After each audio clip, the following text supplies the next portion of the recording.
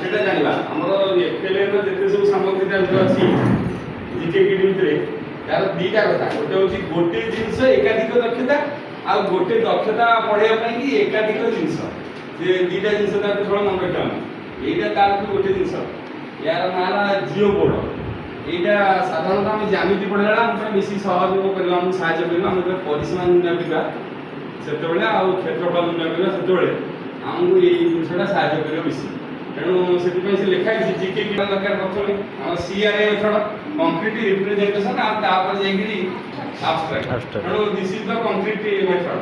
ଆମେ କଂକ୍ରିଟ ଜିନିଷ ପିଲାଙ୍କୁ ଦେଖେଇବା ପିଲାଙ୍କୁ ଆମେ ମୃତକ ଅମୃତ ଆଡ଼ିକି ନେବା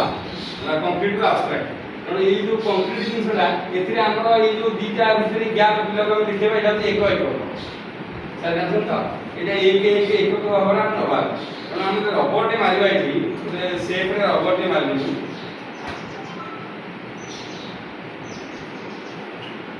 या पूर्व पिला हमर वर्ग चित्र आयत चित्र धरना पाई जाय या पूर्व कथा नहीं आगे पूर्व कथा माने ना आम जो तृतीय श्रेणी अलरेडी पिलार जो आयत चित्र वर्ग चित्र धारणा पिला पाखे अच्छी गणित बोली दिखाई तेणु चतुर्थ वर्ग पिला जाऊँगी से अलरेडी से वर्ग चित्र आयत चित्र जानी तेणु ता पूर्व ज्ञान उपर आम यहाँ पढ़ेगा जे तार परिसीमा केमती निर्णय हो आ तार क्षेत्रफल भी निर्णय हो साधारणतः आम गोटे यूनिट आम जो एकक कथा आलोचना करते कारण आम तो स्केल साइज आगे देखी तृतीय एक सेमी आउ टे बड़ है 2 सेमी अच्छी से कारण 3 सेमी से आगु रेखाखंड अंकन जानी तेणु आम जो देखा सी गणिबनी यहाँ यहाँ गोटे बर्तमान के दैर्घ्य के तार प्रश्न ये फिक्स